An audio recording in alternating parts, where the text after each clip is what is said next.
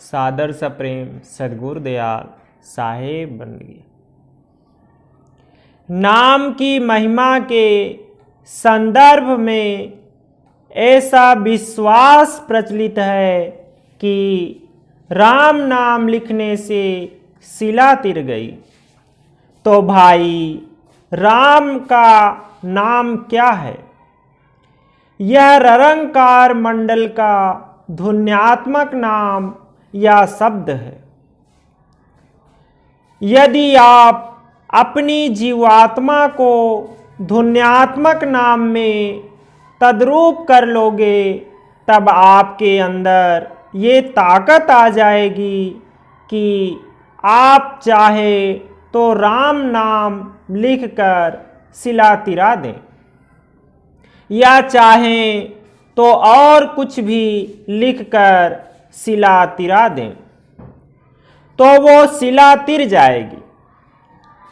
राम नाम जो अक्षरों के मेल से बना है, यदि उसके लिख देने से शिला तिरती होती तो भाई वो का वो ही राम का नाम आज भी मौजूद है।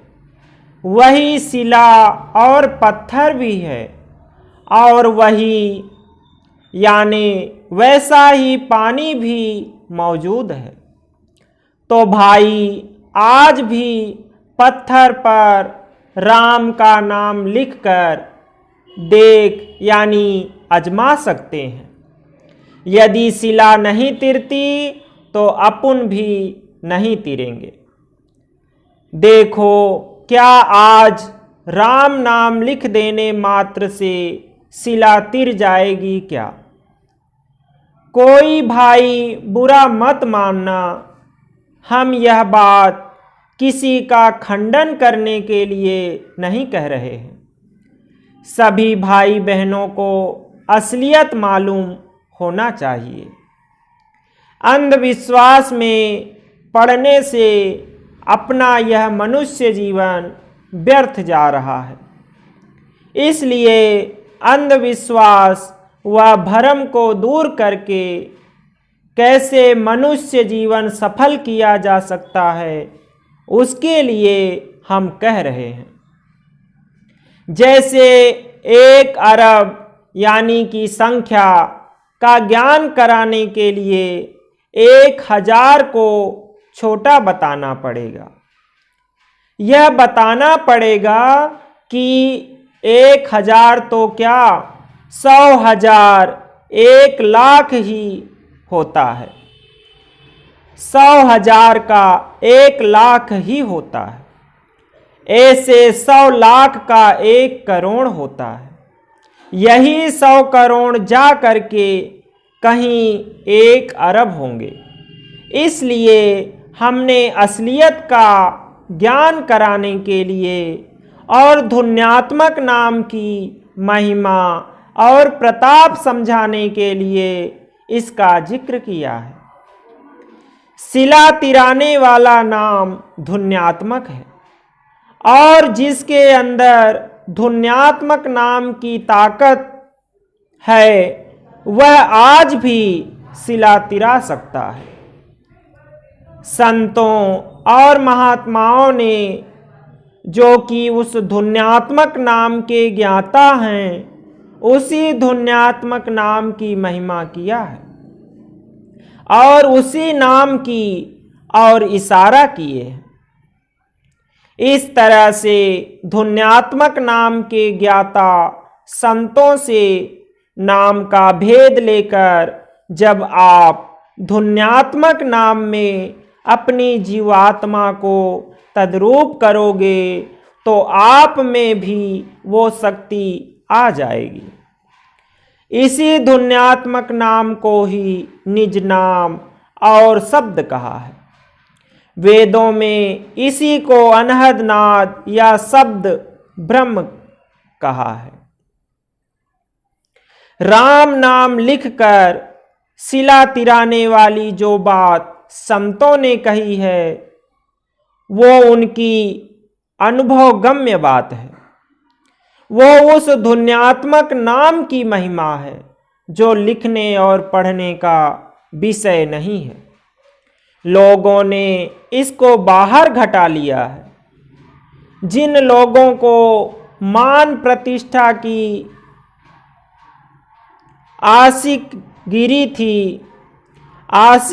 थी, उन लोगों ने अपने आप को पुजवाने के लिए वर्णात्मक नाम की ही महिमा में ध्वन्यात्मक नाम की महिमा घटा लिया है।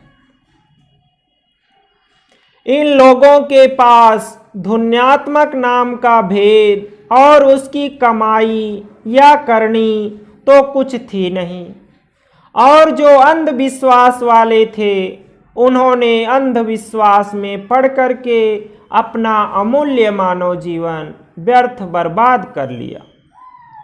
उन लोगों ने लिखा कि राम नाम के लिखने से शिला तिर गई। तो भाई, शिला क्या है? ये जो हमारा मन है यह पत्थर की तरह कठोर हो रहा है।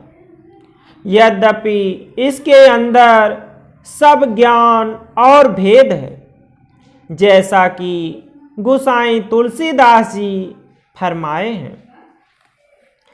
हित अनहित पशु पक्षी उजाना, मानुष तन गुण ज्ञान निधाना। यानी हित अनहित तो अपना सब कुछ पशु पक्षी भी जानते हैं। मनुष्य जो है वो गुण और ज्ञान का भंडार है। ऐसा गुण ज्ञान का भंडार मनुष्य माया के संग से जड़ हो रहा है और भवसागर में डूब रहा है। जैसे पत्थर जल में डूबता है, इसी जड़ता को प्राप्त हुए मन को ध्वन्यात्मक नाम सुनाने से, यानी मन पर जब ध्वन्यात्मक नाम अंकित होगा तो यह अपनी जड़ता को त्याग सकेगा और भवसागर से तिर जाएगा। सभी संतों ने अनुभवगम्य बातों का वर्णन किया है। हमारा उद्देश्य केवल असलियत का ज्ञान कराना है। ज़्यादा स्पष्ट करने से खंडन मंडन होता है, तो उससे कुछ लोगों को अरुचि हो सकती है। जब असलियत का ज्ञान हो जाएगा तब अपने आप नकल से हट जाएंगे, और जिन लोगों ने बाहर वर्णात्मक नाम की महिमा करके अपने जाल में फंसाने की कोशिश की है, उनके फंदे में नहीं फंसेंगे, बल्कि वे असली वर्णात्मक नाम से पहचान करके, जो कि ध्वन्यात्मक से निकल रहा है, उसको और ध्वन्यात्मक को पकड़ने और उसके अनुसार चलने की कोशिश करेंगे। ध्वन्यात्मक नाम घट घट में हो रहा है। ब्रह्मांड के चैतन्य मंडलों से चैतन्य तार उतर कर अपने अपने बिंदु पर हम सब के शरीर में लग रहा है। इसी चैतन्य तार या धार को उलटकर पलटाकर इंद्रियों, मन, बुद्धि और प्राणों की धारों को उनके भंडार में पहुंचाती हुई सूरत आप अकेली छड़ी अपने प्रीतम सत्य पुरुष सद्गुरु दयाल, जो कि असीम, अपार, अनंत और सदा एक रस रहने वाले अजर, अमर, अविनाशी हैं, सूरत यानी जीवात्मा के सच्चे माता पिता और स्वामी हैं, दया और प्रेम के सोत पोत हैं, सर्वशक्तिधीश्वर और सब शक्तियों को शक्ति प्रदान करने वाले हैं। जाकर के उन प्रभु का दर्शन करेगी। उन प्रभु का दर्शन करके सदा के लिए परमानंद और सर्वशक्तिमानता का अनुभव करेगी। काल, कर्म, माया, मन व इंद्रियों के बंधन और कैद से छूटकर सभी विकारों और मैल से मुक्त होकर पूरी पाक साफ निर्मल होकर अपने प्रीतम में तद्रूप यानी लीन हो जाएगी। जैसे बूंद सागर में मिलकर स्वयं सागर बन जाती है, यह संतों का नाम सिद्धांत है। सूरत शब्द योग है। सभी पाप ताप से छूटकर, जन्म मरण की उपाधि से छूटकर प्रभु में तद्रूप होने का यही एकमात्र उपाय है। संतों ने फरमाया है, शब्द घटावे सब अहंकार, शब्द छुड़ावे सभी विकार, शब्द बिना कुछ और न सार, मैं तो ही कहूँ पुकार पुकार। सदगुरु कबीर साहिब ने फरमाया है, जब ही नाम हृदय धरा, भया पाप का नाश, मानो चिनगी आग की पड़ी पुराने घास। दरिया साहेब फरमाते हैं, सत्य नाम सबको सिर ताजा, आदि अंत मधी है छाजा।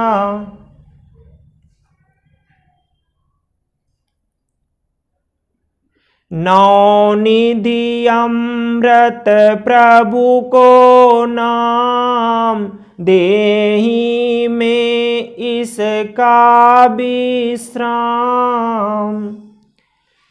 नाम लिया जिन सब लिया, सकल वेद का भेद।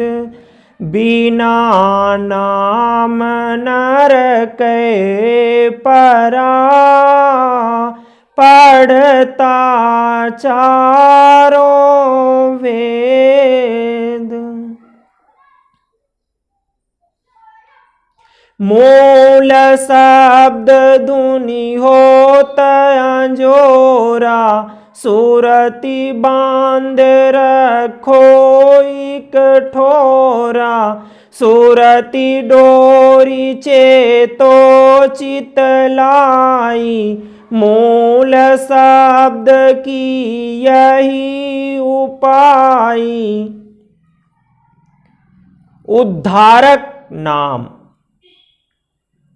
यदि नदी पार करनी हो तो मल्लाह और केवट की शरण लेकर मल्लाह की नाव में भी जाकर बैठना पड़ता है। इसी प्रकार इस भवसागर से तारने वाले केवट तो शब्द या नाम के भेदी गुरु हैं, और वह नाव जिस पर बिठाकर सतगुरु भवसागर से पार ले जाएंगे वह नाम का जहाज है।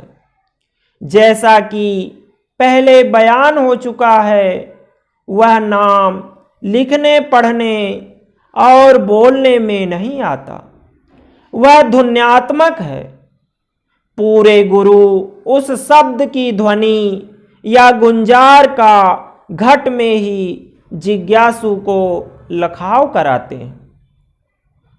सतगुरु कबीर साहिब ने फरमाया है, शब्द शब्द सब कोई कहे, ओ तो शब्द भी दे। जीभ्या पर आवे नहीं, निरखी परखी कर ले। पवित्र वही प्राणी है जो अपने घट में इस परम पवित्र शब्द की आराधना में रत है।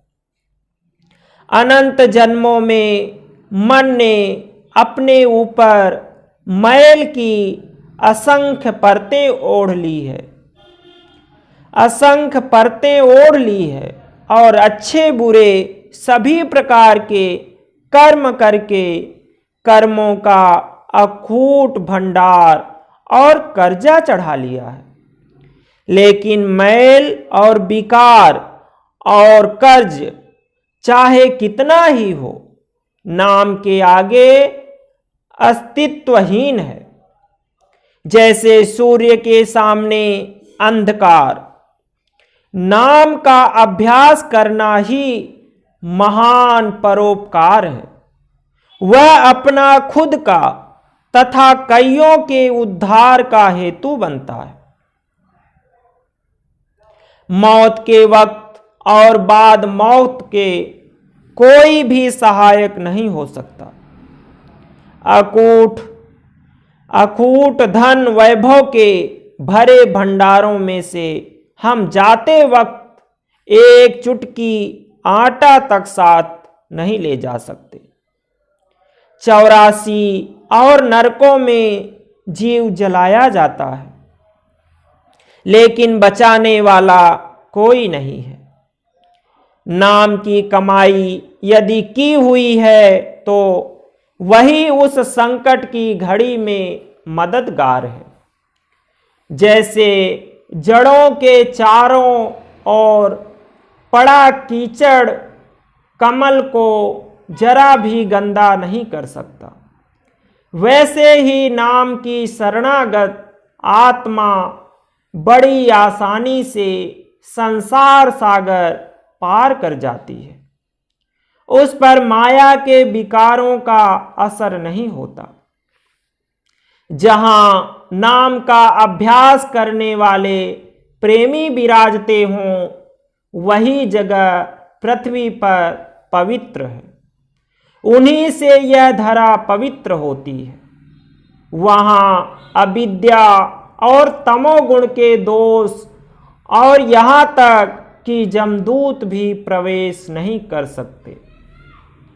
अंतर शब्द ही इस त्रिलोकी में जीव का सच्चा पथ प्रदर्शक, अंधेरे में राह दिखाने वाला और सच्चा गुरु व सूरत का प्रीतम है। कबीर सतगुरु नाम में सूरती रहे सरसार, तो मुख ते मोती झरे हीरा अनंत अपार। शब्द खोज मन बस करो, सहज जोग है ये। सत्य शब्द निज सार है, यह तो झूठी दे। सारांश। पहला, अनामी पुरुष अनादि प्रेम पुरुष से सत्य व चैतन्य प्रकट हुए। ये दोनों प्रभु के अंश, प्रभु द्वारा रचित और अविनाशी हैं। संतों ने इसी चैतन्य तत्व को शब्द व सूरत कहा है। जहाँ चैतन्य मंडल रूप यानी भंडार रूप है वहाँ शब्द, और जहाँ धारा रूप है वहाँ सूरत कहा गया।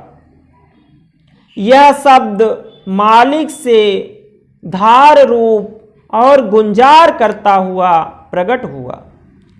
इसी ने फासले फासले पर मंडल बांधकर रचा, मंडल बांधकर रचना की। पहले शुद्ध सत्य और निर्मल चैतन्य के सत्य देश की रचना की, और जहां से माया प्रकट हुई वहां माया के साथ मिलकर ब्रह्म देश और माया देश रचा। दूसरा, कुल रचना का आधार, नियंता, परम तत्व, सार तत्व यही नाम या शब्द है। यह रचना की तमाम अन्य शक्तियों को शक्ति प्रदान करने वाला, समस्त सद्गुणों का आश्रय, प्रभु की रचनात्मक शक्ति या सृजनात्मक शक्ति है। यह स्वयं उस परम प्रभु सतगुरु दयाल का ही विस्तार है। जैसे सूर्य से निकलने वाले प्रकाश के विस्तार की कोई सीमा नहीं होती, वैसे ही शब्द के विस्तार की कोई सीमा नहीं है। मालिक ने स्वयं अपने आप को शब्द रूप से प्रकट की। मालिक ने स्वयं अपने आप को शब्द रूप से प्रकट किया। तीसरा, रचना के सभी मंडलों से आगे और रचना करने के लिए शब्द की धार या उस मंडल का नाम, यानी जैसे पार ब्रह्म पद से राम प्रकट हुआ, पर संतों ने आदि धाम से प्रगटे आदि शब्द या सत्य शब्द का लक्ष्य अपने सेवकों की दीक्षा के समय बताया। यह आदि नाम ही निज नाम, सच्चे प्रभु का सच्चा नाम, सच्चा पतित पावन नाम है। संतों ने आदि नाम का लखाव सत्य नाम सतगुरु नाम कहकर कराया है। चौथा, इस नाम के दो भेद हैं, पहला वर्णात्मक और दूसरा धुन्यात्मक। वर्णात्मक लिखने पढ़ने बोलने में आ सकता है। धुन्यात्मक धुन रूप है जो उस मंडल में हो रही है। यह चैतन्य का पर्याय है। पांचवा, वर्णात्मक के भी दो भेद हैं, एक असल वर्णात्मक या जाति वर्णात्मक नाम। यह धुन्यात्मक का लखाव यानी परिचय कराता है। यह धुन्यात्मक से अनुमान करके भेदी गुरुओं ने जिज्ञासुओं के सामने प्रकट किया। संतों ने सत्य देश के धनी का जाति वर्णात्मक नाम सतगुरु बताया है। असल वर्णात्मक नाम के सुमिरन से सूरत व अंतःकरणों की सफाई होती है। कृत्रिम वर्णात्मक किसी सिफत या गुण या लीला और करतूत पर रखे गए नाम हैं। लीला और करतूत के समापन पर कृत्रिम वर्णात्मक नाम का भी समापन हो जाता है। छठवां, धुन्यात्मक नाम स्वयं प्रभु रूप है। यह अपने भंडार या प्रभु से लगातार जारी हो रहा है, जैसे सूरज से किरणें। इसी नाम की सब महिमा है। इसी नाम के अभ्यास को सुरत शब्द योग कहते हैं। इस नाम का भेद व कुंजी पूरे संत सतगुरु के हाथ में है। उनकी मेहर व प्रसन्नता से, उनकी मदद से इस शब्द की कमाई करके जीव सदा सदा के लिए जन्म मरण काल जाल आवागमन से छूट सकता है। काल के देश से निकलकर निज घर जाने का यह एक ही साधन है। परमात्मा के घर से या परमात्मा में से ही आने वाला शब्द ही इस जीव को वापिस लौटाकर परमात्मा में लीन कर सकता है। 7वां, नाम के अभ्यास को छोड़कर जितनी भी परमार्थी कार्यवाहियां हैं वे अधूरी है। वे जीव को माया देश के पार निर्मायिक देश में नहीं ले जा सकती। उन सभी का लक्ष्य माया की सीमा के भीतर ही समाप्त होता है। 8वां, यह शब्द या नाम आदि नाम अमृत है। प्रभु से मिलाप कराने वाला, द्वैत से परे भवसागर से तारने वाला, अहंकार और सभी विकारों का बीज नष्ट करने वाला, कर्मों के कर्ज से छुटकारा दिलाने वाला, मन पर विजय दिलाने वाला या मन को सुधारने वाला, अपने शरणागत सेवक का रक्षक और त्राता, सच्चा पतित पावन, सच्चा जगत पावन है। 9वां, मनुष्य शरीर पाकर, सच्चे पूरे भेदी गुरु पाकर, सच्ची सत्संग पाकर जो इस नाम का अभ्यास नहीं करते, इससे प्रीत प्रतीत नहीं जोड़ते, वे कृतघ्न हैं। वे कृतघ्न हैं। संत मत के उपदेशी सत्संगियों को प्रण लगाकर शब्द की कमाई में सच्ची मेहनत करनी चाहिए।